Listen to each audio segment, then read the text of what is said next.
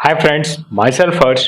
Welcome to one initiative. हम लोग last lecture में कॉन्स्टिट्यूशनल डिजाइन को देखा था और कॉन्स्टिट्यूशनल डिजाइन में हमने एनालाइज किया था कि कैसे वहां पे हमने देखा था कि साउथ अफ्रीका कैसे एक कॉन्स्टिट्यूशन को अडॉप्ट करेगा, फिर कॉन्स्टिट्यूशन को क्यों डेमोक्रेसी में जरूरत है। इस मॉड्यूल में हम लोग इंडियन कॉन्स्टिट्यूशन मेकिंग को समझेंगे, फिर कॉन्स्टिट्यूएंट असेंबली ने क्या रोल प्ले किया था इंडियन कॉन्स्टिट्यूशन को फ्रेम करने में, फिर जब इंडियन कॉन्स्टिट्यूशन फ्रेम हुआ 1949 में इनैक्ट अडॉप्ट हुआ और 1950s में 26 जनवरी 1950s में जब वो इनैक्ट हुआ तो उसके बाद भी आज भी हम उस इंडियन कॉन्स्टिट्यूशन को क्यों माने। तो यहाँ पे हम लोग को बहुत सारी चीजें पढ़ने को है। इसको हम लोग लेक्चर को आगे बढ़ाते हुए हम लोग सबसे पहले देखते हैं कि इंडियन कॉन्स्टिट्यूशन का जो मेकिंग का फेज था वो कैसे डेवलप्ड हुआ। जैसा कि अगर हम लोग कंपेयर करें साउथ अफ्रीका और इंडियन नेशनल मूवमेंट का, जो मैं आशा करता हूं कि आप लोगों ने पढ़ा होगा, और उसको जब हम लोग देखेंगे तो जो इंडियन मूवमेंट था वो मच मोर वायलेंट था। Independence through out independence movement के थ्रू हमने बहुत सारी चीजों को देखा। जो मूवमेंट चला उसमें बहुत सारे लोगों को इफेक्ट किया। फिर वही जब इंडिपेंडेंस के टाइम ही अगर देखें तो इंडिपेंडेंस के टाइम में India is further divided between India and Pakistan on the basis of what, religion. तो इस ढंग से जो रिलीजन के बेसिस पे डिवाइड हुआ, फिर क्या हुआ, माइग्रेशन होगा लोगों का। जो लोगों को लगेगा कि हाँ उनके लिए ये कंट्री बेस्ट है और वो कंट्री बेस्ट है, तो लोग क्या करेंगे, एक दूसरे जगह से माइग्रेट करेंगे। और वो माइग्रेशन के विद इन बहुत सारे क्या होंगे, राइट्स भी देखने को मिलेगा आपको। इवन जब बांग्लादेश, जो आज के टाइम में बांग्लादेश है, उस टाइम में वो पाकिस्तान था, तो वहां पे भी राइट्स देखने को मिलेगा। इवन गांधी जी जब इंडिया इंडिपेंडेंस हो रहा था तो वो राइट्स को मैनेज करने के लिए, वहां के लोगों को बताने के लिए कि जो आप कर रहे हो ये राइट्स, जो वायलेंस का यूज कर रहे हो, ये गलत है। तो इस ढंग से हम लोग को देखेगा कि इंडियन कॉन्स्टिट्यूशन मेकर्स के सामने इंडियन कॉन्स्टिट्यूशन जब मेकिंग होगा उस टाइम इंडिया कैसे एक फर्जाइल स्टेट था। मतलब उस टाइम पूरा एक ढंग से कहो कि जंगल राज था इंडिया के विद इन। फिर जब हम इंडिपेंडेंस का बात करेंगे तो इंडिपेंडेंस के ही टाइम में, इंडियन मूवमेंट के ही टाइम में हम लोगों ने बहुत सारे चीजों को उसी टाइम में क्या इंडियन कॉन्स्टिट्यूशन में अडॉप्ट करना, उसी टाइम एक तरह से उन लोगों ने एक आइडिया, हमारे जो लीडर्स थे उन्होंने आइडिया जनरेट कर लिया था। अब आइडिया तो जनरेट हो गया। अब हम लोग उस टाइम आइडिया जनरेट होने के साथ साथ नेशनल मूवमेंट के टाइम में हम लोग क्या कर रहे थे कि हम लोग सिर्फ ब्रिटिशर्स से नहीं फाइट कर रहे थे। हम लोग जो हमारे इंडियन सोसाइटी के विद इन जो डिफरेंट डिफरेंट इश्यूज थे, जैसे सोशल डिस्क्रिमिनेशन जो हो रहा था कास्ट के बेसिस पे, इवन रिलीजन के बेसिस पे जो डिवाइड सोसाइटी में क्रिएट हो रहा था, तो डिफरेंट डिफरेंट जो सोशली प्रॉब्लम था और जो पॉलिटिकल प्रॉब्लम था, उन सब चीजों को हम लोग, पॉलिटिकल प्रॉब्लम फ्रॉम ब्रिटिशर्स था, social problem with in the society था। तो हमारे जो लीडर्स थे वो चाहेंगे कि इन सब जो चीजें सोसाइटी में जो प्रिविलेंट है, जो सोसाइटी में जो इस टाइम इश्यूज प्रिविलेंट थे, और आने वाले टाइम में इंडिया को एक स्टेबिलिटी प्रोवाइड करे कि बाद में चल के इंडिया फिर सब इन सब चीजों को एक लॉन्ग रन में उस ढंग से नहीं देखे। तो इसलिए क्या करेंगे, जो कॉन्स्टिट्यूशन फ्रेमर होंगे, जो कॉन्स्टिट्यूशन बनाने वाले लोग होंगे, वो क्या करेंगे कि कॉन्स्टिट्यूशन में ऐसे ऐसे चीजों को समाहित करेंगे, मतलब उसमें अडॉप्ट करेंगे जो एक ट्रांसफॉर्म करे इंडिया को एज ए होल। तो वो क्या करेंगे कि सोशल, पॉलिटिकल, इकोनॉमिकल ट्रांसफॉर्मेशन हो इंडिया का। अब सोशल ट्रांसफॉर्मेशन के लिए वो क्या करेंगे, डिस्क्रिमिनेशन जो सोसाइटी में प्रिवेलेंट था उसको हटाने के लिए वो बहुत सारे चीजों को अडॉप्ट करेंगे। फिर जो पॉलिटिकली जो लोगों के साथ जो इश्यूज हो रहे थे, जैसे उस टाइम के अगर पॉलिटिकली इश्यूज का बात करें तो वहां पे जो वोटिंग था वो भी सब लोगों के पास नहीं था, तो उन सब चीजों को वो अडॉप्ट करने की कोशिश करेंगे। फिर इकोनॉमिक ट्रांसफॉर्मेशन का बात करें तो इकोनॉमिक ट्रांसफॉर्मेशन का जब इन डेप्थ में देखेंगे तो देखेंगे कि इंडिया से रॉ मटेरियल्स को क्या कर रहे थे, ब्रिटिशर्स अपने कंट्री में लेके जा रहे थे और फिर वहां से रॉ जो गुड्स थे उनको बना बना के इंडिया में सेल कर रहे थे। तो इस ढंग से ब्रिटिशर्स ने क्या किया था, जो इंडियन इकोनॉमी थी उसको पूरी एक तरह से तहस नहस कर दिया था। तो इंडियन कॉन्स्टिट्यूशन मेकर क्या करेंगे, एक ढंग से बहुत इन सब चीजों को ट्रांसफॉर्म करने के लिए डिफरेंट डिफरेंट चीजों को इनकॉर्पोरेट करेंगे इंडियन कॉन्स्टिट्यूशन में। जब इंडियन कॉन्स्टिट्यूशन के मेकिंग की बात करें कि मतलब क्या क्या प्रोविजंस को इंक्लूड किया गया, मतलब कहां कहां से डिफरेंट डिफरेंट आइडियाज को अडॉप्ट किया गया। जब मैं आइडियाज की बात करूं तो जैसे कि हमारे जो लीडर्स थे, जो थ्रू आउट मूवमेंट थे, वो डिफरेंट डिफरेंट चीजों को देख रहे थे, और जब उनको लगने लगा कि हाँ अब इंडिया को इंडिपेंडेंस मिल जाएगा, तो वो एक ढंग से विजन के अनुसार वो डिफरेंट डिफरेंट आइटम्स को कह सकते हो या क्या क्या चीज इंक्लूडेड होना चाहिए उनको वो एडॉप्ट करने की कोशिश करेंगे। उसमें अगर लीडर्स की बात करें तो मोतीलाल नेहरू और कांग्रेस के 8 डिफरेंट लीडर्स, उन्होंने एक एक कहते हैं कि कॉन्स्टिट्यूशन, इंडिपेंडेंस इंडिया का कॉन्स्टिट्यूशन कैसा होना चाहिए, तो उन्होंने एक इंडियन कॉन्स्टिट्यूशन को उस टाइम ड्राफ्ट किया, उसको नेहरू रिपोर्ट भी हम लोग कहते हैं। फिर वो रिपोर्ट कराची सेशन में 1931 में उन्होंने कांग्रेस सेशन में उसको अडॉप्ट किया। जब कांग्रेस सेशन का बात, इंडियन नेशनल कांग्रेस सेशन का बात करते हैं तो कांग्रेस पार्टी नहीं, इंडियन नेशनल कांग्रेस का मतलब क्या हुआ, एक छाता होगा और छाता में जैसे डिफरेंट डिफरेंट कलर आपको देखने को मिलते हैं, उसी प्रकार नेशनल कांग्रेस के टाइम में इंडियन नेशनल कांग्रेस में डिफरेंट डिफरेंट पार्टीज होंगे जो अम्ब्रेला के अंडर अपना अपना काम करेंगे। तो वो इंडियन नेशनल कांग्रेस में क्या होगा, वो रेजोल्यूशन को अडॉप्ट किया जाएगा और वो रेजोल्यूशन पास होगा और वहां से ही कॉन्सेंसस बनने लगेंगे कि जो इंडिपेंडेंट इंडिया का कॉन्स्टिट्यूशन होगा वो कैसा दिखना चाहिए।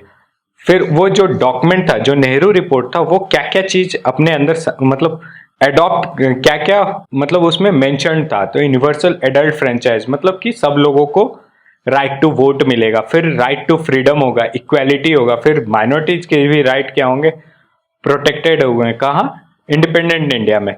फिर उसको आगे देखते हुए जब कॉन्स्टिट्यूएंट फ्रेमर्स थे उनके सामने उन्होंने क्या किया कि जो कॉन्स्टिट्यूशनल डिटेल्स है, मीन्स कि सुप्रीम कोर्ट और डिफरेंट डिफरेंट जैसे सेपरेशन ऑफ पावर का जो है, वो क्या किया, गवर्नमेंट ऑफ एक्ट 1935 से लिया गया। गवर्नमेंट ऑफ एक्ट 1935 से क्यों लिया गया?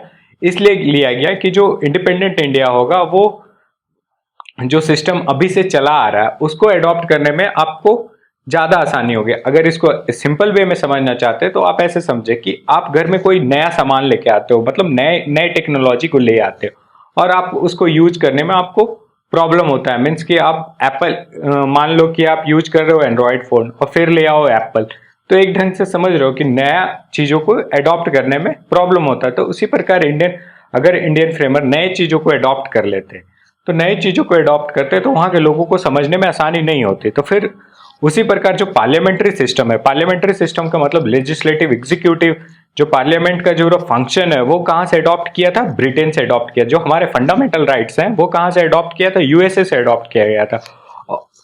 और इवन तक फ्रेंच रेवोल्यूशन से क्या अडॉप्ट किया गया था? इक्वालिटी, लिबर्टी और फैटर्निटी, जो हमारे प्रीएम्बल में मेंशन है। जब मैं फिलॉसफी को डिस्कस करूंगा गाइस तो वहां पे आपको ये देखने को मिलेगा।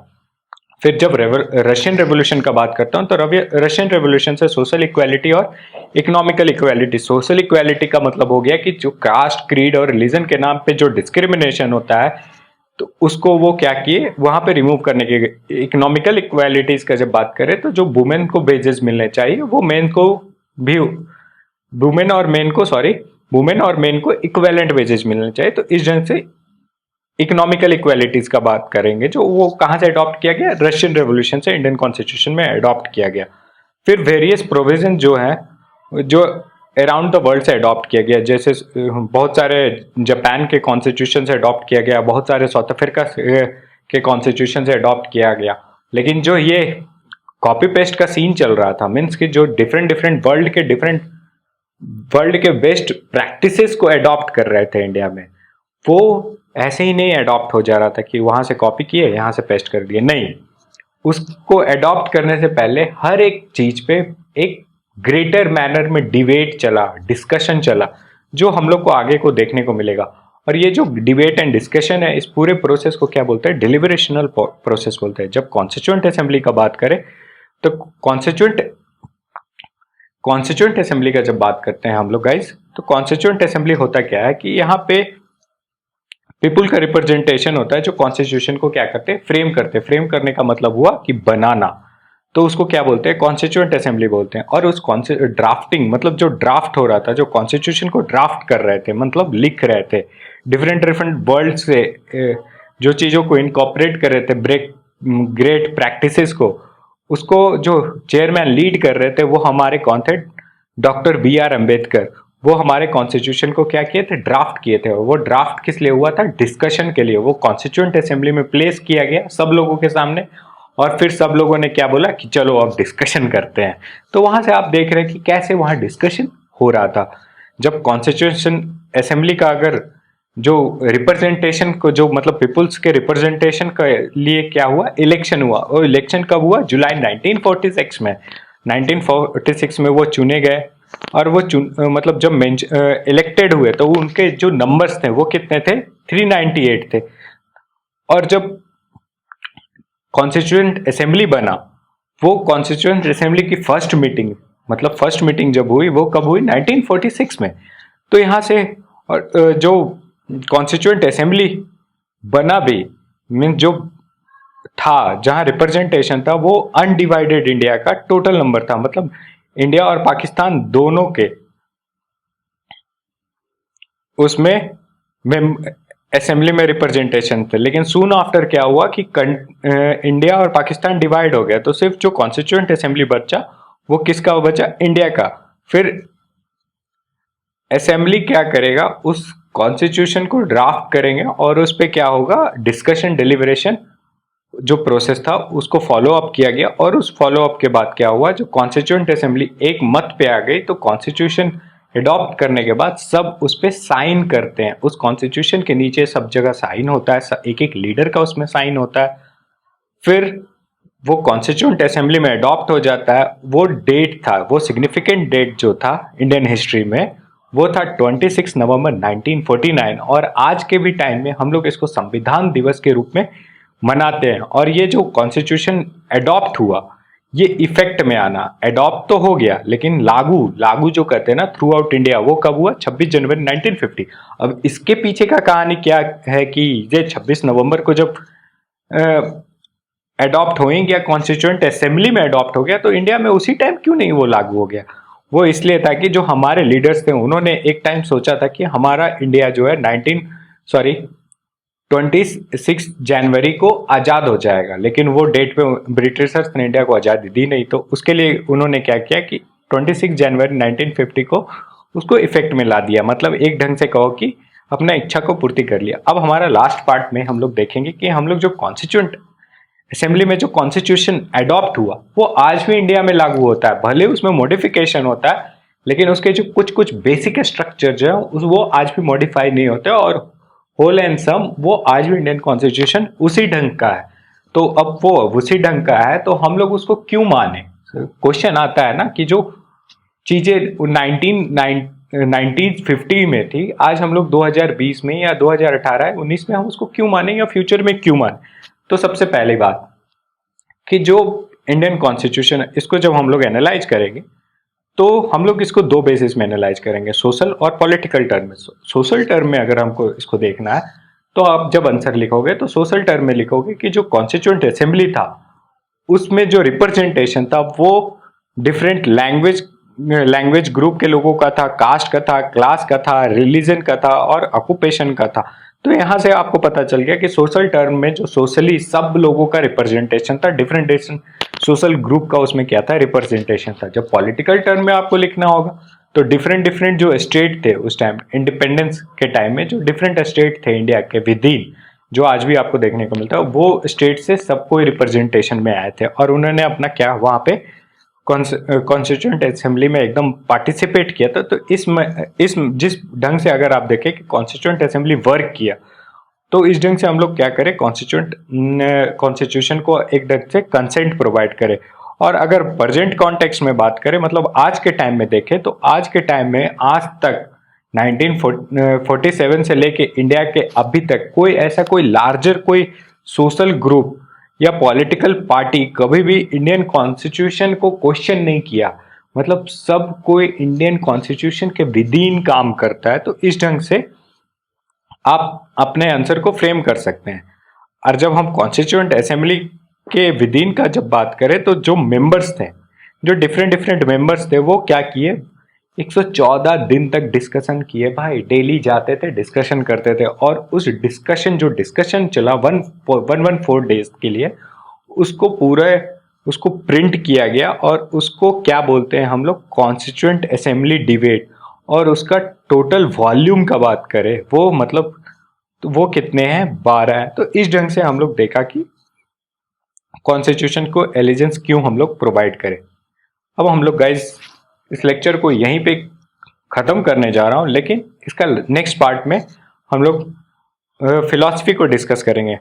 और लास्ट में गाइज लेक्चर को ख़त्म करने से पहले एक मैसेज है कि अर्थ ओनली प्लैनेट है जहाँ लाइफ पॉसिबल है। तो हम लोग अपने तरफ से being a educated person of the society different लोगों को भी अवेयर करे और खुद भी रिसोर्सेज का ऑप्टिमल वे में यूज करे।